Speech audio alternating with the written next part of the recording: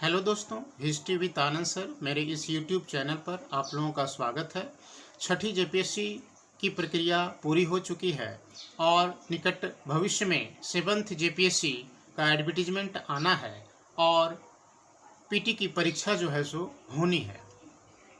अब पीटी परीक्षा की तैयारी कैसे की जाए, किन किन पुस्तकों को पढ़ा जाए, किस प्रकार से जो है सो चीज़ों को देखा जाए, इसी पर आज इस वीडियो के माध्यम से हम लोग चर्चा करेंगे। यहाँ पर एक चीज़ सबसे पहले समझ लेना है हम लोगों को कि पीटी की जो परीक्षा है जेपीएससी की, तो ये ऑब्जेक्टिव परीक्षा है। ऑब्जेक्टिव परीक्षा का सीधा अर्थ यही होता है कि एक प्रश्नकर्ता आपसे एक प्रश्न कर रहा है और आपके पास वो 4 विकल्प मुख्य रूप से रखता है और आपको उनमें से कोई एक विकल्प चुनने के लिए कहता है। ऐसा भी हो सकता है कि चारों का चारों विकल्प जो है आपको सही लगे। इस कंडीशन में सबसे ज़्यादा सही उत्तर को जो है सो चुनना पड़ता है।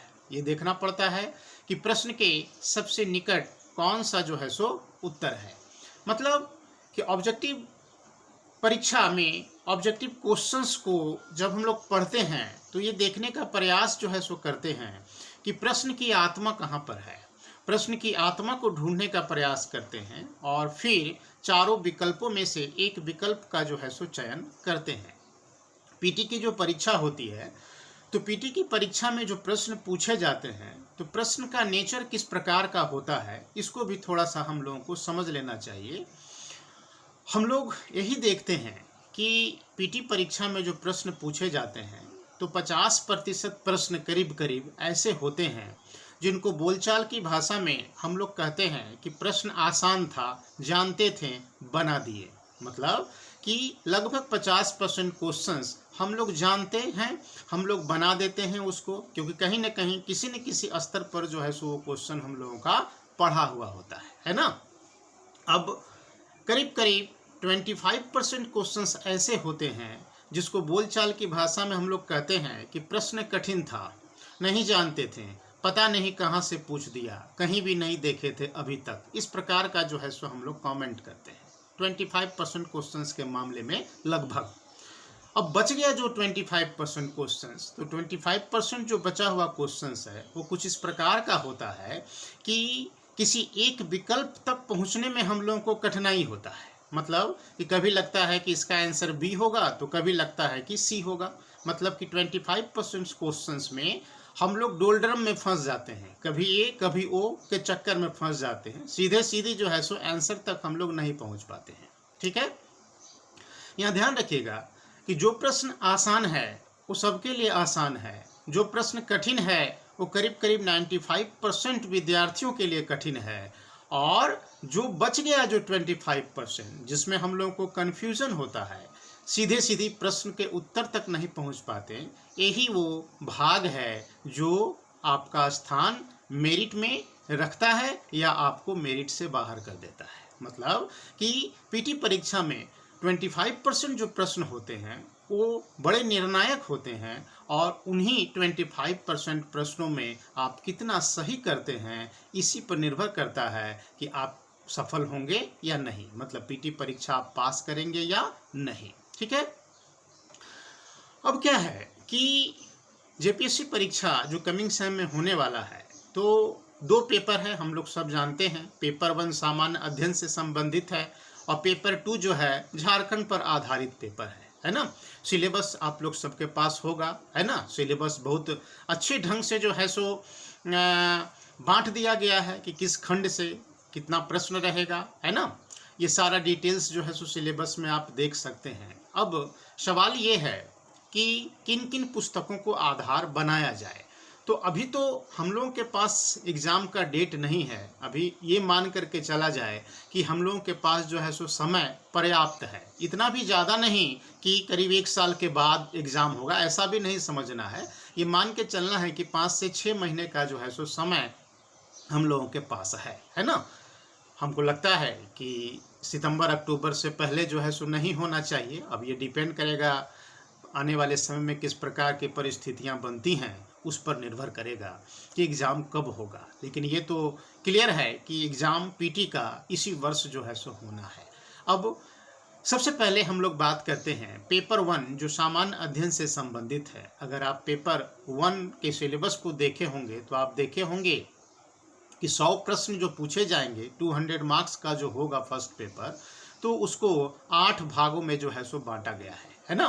ABCD करके आप देखिएगा सिलेबस में जो है सो होगा। ठीक है, अब हम लोग को कौन कौन सा पुस्तक पढ़ना है, ठीक है, तो इस पर जो है सो हम लोग आते हैं। अगर हम लोग इतिहास की बात करते हैं तो इतिहास 3 भागों में बटा हुआ है। प्राचीन भारत का इतिहास, मध्यकालीन भारत का इतिहास और आधुनिक भारत का इतिहास। तो यहाँ प्राचीन भारत के लिए आप झा एवं श्रीमाली की किताब को जो है सो पढ़ सकते हैं, है ना। अगर पर्याप्त समय आपके पास है तो झा एवं श्रीमाली की किताब को जो है सो एक राउंड आप पढ़ सकते हैं। अगर उतनी मोटी किताब आप नहीं पढ़ पा रहे हैं तो DN झा का एक प्राचीन भारत एक रूपरेखा बोल करके एक किताब आता है। तो प्राचीन भारत एक रूपरेखा, पतली सी किताब है, एक आउटलाइन है एक प्रकार से, तो उसको भी जो है सो आप देख सकते हैं। मध्यकालीन भारत के लिए आप इम्तियाज अहमद की किताब को जो है सो देख सकते हैं, जो काफ़ी सरल भाषा में है ना, और बहुत मज़ेदार ढंग से जो है सो मध्यकालीन भारत को जो है सो बताया गया है, उसमें लिखा गया है। तो मेडिवल हिस्ट्री के लिए आप इम्तियाज अहमद को जो है सो देख सकते हैं। आधुनिक भारत खंड के लिए आप ग्रोवर एवं यशपाल की किताब को जो है सो देख सकते हैं। ग्रोवर और यशपाल का जो आधुनिक भारत जो आता है ना, उस किताब को जो है सो आप देख सकते हैं। समय अगर आपके पास है और आप और पढ़ना चाहते हैं तो बिपिन चंद्रा का जो भारत का स्वतंत्रता संघर्ष है तो उसको भी जो है सो आप देख सकते हैं। अगर आपके पास समय नहीं है, ठीक है, ऐसा लगता है कि नहीं 2 महीना के बाद ही परीक्षा हो जाएगा, तो उस कंडीशन में आप यूनिक गाइड के इतिहास खंड को सिर्फ पढ़ लीजिए। कोई किताब आपको नहीं पढ़ना है, सिर्फ यूनिक गाइड से जो है सो हिस्ट्री सेक्शंस को जो है सो आप एक राउंड पढ़ लीजिए, है ना, आपका काम जो है सो चल जाएगा। ठीक है, अगर समय है तो ये टेक्स्ट बुक आप देख लेंगे, है ना, झा एवं श्रीमाली, इम्तियाज अहमद, ग्रोवर यशपाल और बिपिन चंद्रा का भारत का स्वतंत्रता संघर्ष। अगर समय नहीं है बहुत ज़्यादा तो यूनिक गाइड का भारतीय इतिहास वाला जो खंड है उसको एक राउंड जो है सो आप पढ़ जाएंगे। ठीक है, अब आते हैं ज्योग्राफी पर। तो ज्योग्राफी के लिए बहुत सारी किताबें हैं, लेकिन जो सबसे बढ़िया किताब जो अभी बाजार में है वो है महेश वर्णवाल का। तो महेश वर्णवाल का भूगोल एक परिचय किताब को जो है सो आप बेस बुक बना सकते हैं। ठीक है, इस किताब में आपको न सिर्फ भूगोल की आवश्यकताओं की जो है सो पूर्ति होगी, बल्कि फर्स्ट पेपर का जो H खंड है तो H खंड में भी कुछ ऐसे टॉपिक हैं जो इसी महेश वर्णवाल के किताब से जो है सो आपका हो जाएगा। ठीक है, तो महेश वर्णवाल को जो है सो आप देख सकते हैं। अगर महेश वर्णवाल आप नहीं पढ़ पा रहे हैं, समय नहीं है आपके पास, तो परीक्षा वाणी, है ना, परीक्षा वाणी का जो है सो भूगोल आप जो है सो देख सकते हैं, है ना। परीक्षा वाणी का भूगोल जो आता है GS के लिए ही आता है। तो ये 2 भाग में होता है, भारत का भूगोल और फिर विश्व का भूगोल। तो इसको भी जो है सो आप देख सकते हैं। ठीक है, अब परीक्षा वाणी वाला जो किताब है तो उसका एक खास बात ये है कि हर चैप्टर के बाद जो है सो क्वेश्चंस दिया हुआ है, और वो क्वेश्चंस विभिन्न PCS और UPSC परीक्षा में जो क्वेश्चंस आया हुआ है उसी का जो है सो संकलन है। तो आपको अलग से जो है सो कोई प्रीवियस ईयर का क्वेश्चंस आपको नहीं खरीदना पड़ेगा, आपको उसी किताब में जो है सो मिल जाएगा ये सारा, है ना। तो या तो महेश वर्णवाल पढ़िए, है ना, या नहीं तो परीक्षा वाणी का भूगोल पढ़िए, और समय है तो दोनों को पढ़िए। ठीक है, अब नंबर 3 में हम लोग बात करें राज्य व्यवस्था, पॉलिटी। ठीक है, तो पॉलिटी के साथ आप देखे होइएगा कि सिलेबस में पब्लिक एडमिनिस्ट्रेशन का भी एक खंड जो है सो जुड़ा हुआ है ना। अब क्या करना है इसमें, तो आप M लक्ष्मीकांत, जो मैग्रो हिल का जो किताब है M लक्ष्मीकांत, जो उसका 6ठा संस्करण आया हुआ है अभी, है ना, उसमें हर अध्याय में कुछ नई चीज़ों को जो है सो जोड़ा गया है। तो या तो M लक्ष्मीकांत की जो है सो किताब को आप पढ़ें, है ना, और अगर समय नहीं है, बहुत आपको कठिन लग रहा है उतना मोटा किताब पढ़ने का, तो फिर आप जो है सो परीक्षा वाणी का भारतीय राज्य व्यवस्था पढ़ सकते हैं, है ना। परीक्षा वाणी का जो भी किताब है वो काफ़ी बढ़िया है और ऑथेंटिक है, विश्वास करने योग्य है। तो परीक्षा वाणी का जो है सो भारतीय राज्य व्यवस्था आप पढ़ सकते हैं, बहुत मोटा नहीं है, आप उसको आसानी से एक राउंड जो है सो पढ़ सकते हैं, है ना। अब लोक प्रशासन वाला जो खंड है तो लोक प्रशासन वाले खंड के लिए जो है सो प्रतियोगिता दर्पण का एक लोक प्रशासन का अतिरिक्तांक आता है। प्रतियोगिता दर्पण का एक अतिरिक्तांक आता है लोक प्रशासन नाम से, इसको आप जो है सो देख सकते हैं, है ना। हालांकि पीटी में लोक प्रशासन से जो प्रश्न रहेंगे वो कम है संख्या में, लेकिन फिर भी जो अध्याय दिया हुआ है वो प्रतियोगिता दर्पण के अतिरिक्तांक सेक्शन से जो है सो आप कर सकते हैं, इसको आप जो है सो देख सकते हैं, ठीक है। अब पॉलिटी के बाद अगर हम लोग आते हैं अर्थव्यवस्था में, तो अर्थव्यवस्था के लिए आपको क्या करना है, तो अर्थव्यवस्था के लिए आपको परीक्षा वाणी का जो है सो अर्थव्यवस्था को देखना है ना। परीक्षा वाणी, क्योंकि बहुत सारी किताबें हैं लेकिन आप उतना पढ़ नहीं पाइएगा, है ना। जैसे मिश्रा एवं पुरी, दत्त एवं सुंदरम, लेकिन वो मोटी मोटी किताबें हैं, वो आपको नहीं पढ़ना है अभी, है ना। परीक्षा वाणी जो है सो आप आधार बना लीजिए, उसको बेसबुक बना लीजिए, और प्रतियोगिता दर्पण का जो अतिरिक्तांक है अर्थव्यवस्था वाला, उसको जो है सो आप पढ़ लीजिए। इससे इकोनॉमी वाला जो है सो आपका रिक्वायरमेंट पूरा हो जाएगा, है ना। फिर जब विज्ञान की हम लोग बात करते हैं तो सिलेबस में सामान्य विज्ञान के साथ साथ प्रौद्योगिकी का भी खंड है। तो इसके लिए क्या करना है, तो सामान्य विज्ञान के लिए आपको लूसेंट का जो सामान्य विज्ञान है, तो लूसेंट का सामान्य विज्ञान जो है सो आपको देख लेना है, पढ़ लेना है उसको, है ना। और प्रौद्योगिकी खंड के लिए आपको क्या करना है कि मैग्रो हिल का ही एक विज्ञान एवं प्रौद्योगिकी आता है अग्रहरि का, तो अग्रहरि का विज्ञान एवं प्रौद्योगिकी मैग्रो हिल पब्लिकेशंस का है, तो इसको जो है सो आप देख सकते हैं, है ना। तो इससे साइंस सेक्शन और टेक्नोलॉजी सेक्शन दोनों जो है सो आपका हो जाएगा, प्रश्न छूटेगा नहीं आपका, ठीक है। क्योंकि लूसेंट के सामान्य विज्ञान वाले किताब में टेक्नोलॉजी सेक्शंस जो है सो नहीं दिया हुआ है ना। आपको इसके लिए अलग से जो है सो अग्रहरि का किताब पढ़ना होगा, मैग्रो हिल वाला विज्ञान एवं प्रौद्योगिकी, ठीक है। फिर पर्यावरण इन्वायरमेंट जो सेक्शन है, इंपॉर्टेंट सेक्शन है, तो पर्यावरण के लिए आप दृष्टि का जो किताब है ना, दृष्टि पब्लिकेशंस का जो किताब है पर्यावरण वाला, उसको जो है सो आप देख सकते हैं, है ना। फिर कृषि विज्ञान से भी क्वेश्चंस फर्स्ट पेपर में रहेंगे, तो कृषि विज्ञान के लिए भी आप परीक्षा वाणी का ही एग्रीकल्चर जो किताब आता है कृषि, उसको जो है सो आप देख लीजिए एक राउंड, है ना। बहुत ही अच्छा किताब है वो, और उसमें जो मुख्य रूप से क्या है कि पूरे कृषि सेक्शन को जो है सो बहुत सुंदर ढंग से प्रस्तुत किया गया है, तो उससे आपका काम जो है सो चल जाएगा, है ना। अब इस सब के साथ साथ हम लोग पाते हैं क्या कि एक जीके का किताब भी आपको, ये सारा टेक्स्ट बुक है, ये सब आप एक राउंड जब पढ़ लेंगे, है ना, तो आप क्या करेंगे कि एक जीके का किताब भी आपको देखना है, क्योंकि खंड एच जो है, तो खंड एच में हम लोग पाते हैं क्या कि बहुत सारा अलग अलग टॉपिक दिया हुआ है ना। जैसे खेल जगत, पुरस्कार वगैरह के बारे में, ठीक है, ह्यूमन राइट्स वगैरह के बारे में, डिजास्टर मैनेजमेंट वगैरह के बारे में, बहुत सारा चीज़ है। अंतिम जो खंड है, तो उसके लिए जो है सो किसी भी जीके की किताब को जो है सो आप देख सकते हैं, है ना। ऐसे मेरा व्यक्तिगत रूप से ऐसा मानना है कि जो टॉप स्पीड का जो सामान्य ज्ञान है, तो टॉप स्पीड का सामान्य ज्ञान बढ़िया किताब है, महत्वपूर्ण जो तथ्य हैं उसका एक अच्छा कलेक्शन उसमें है ना। तो टॉप स्पीड का जो है सो सामान्य ज्ञान आप एक राउंड देख सकते हैं, ठीक है। ऐसे भी अभी आप ये सारा चीज़ पढ़िए, और एग्ज़ाम कि ठीक एक महीना पहले एक राउंड टॉप स्पीड के जीके को भी आप पढ़ जाइएगा, तो फर्स्ट पेपर जो है सो उसका पूरा सिलेबस आपका कवर हो जाएगा इससे, है ना, पीटी का जो फर्स्ट पेपर है। अब क्या है कि आप ये भी कोशिश करेंगे कि जैसे जो प्रीवियस ईयर का जो क्वेश्चंस है, जैसे मान लीजिए घटना चक्र पब्लिकेशंस का किताब आता है या यूथ पब्लिकेशंस का किताब आता है, तो कोई भी किताब एक या अरिहंत का किताब आता है, तो प्रीवियस ईयर का जो है यूपीएससी वगैरह का आप जो है सो एक क्वेश्चन बैंक खरीद लेंगे, और उससे जो है सो क्वेश्चंस को आप जो है सो सॉल्व भी करेंगे, ठीक है। लूसेंट पब्लिकेशंस का जो ऑब्जेक्टिव जो जीके आता है, जिसमें चैप्टर वाइज जो है सो हम लोग देखते हैं कि क्वेश्चंस दिया हुआ है, तो वो भी एक राउंड जो है सो आप देख लेंगे, क्योंकि उसमें बेसिक फैक्ट जो है सो दिया हुआ है ना। अब जैसे कोई भी चीज़ आप पढ़ रहे हैं, मान लीजिए कि आप फिजिक्स पढ़ रहे हैं, फिजिक्स में आप साउंड पढ़ लिए, तो लूसेंट के सामान्य ज्ञान वाले सेक्शन में साउंड से संबंधित क्वेश्चंस का जो कलेक्शन है, उसको जो है सो आप एक राउंड जो है सो देख लेंगे। ये चैप्टर वाइज होना चाहिए, तो सारे सब्जेक्ट में चैप्टर वाइज आप क्वेश्चंस को देखिएगा, ठीक है। और प्रीवियस ईयर के क्वेश्चंस को भी आप सॉल्व करना है। और अगर परीक्षा वाणी वाला जो किताब आपके पास अगर है या लीजिएगा आप, है ना, आप पढ़ रहे हैं अगर आप, तो उसमें तो ये सारा क्वेश्चंस ऑलरेडी पहले से ही दिया हुआ है, ठीक है।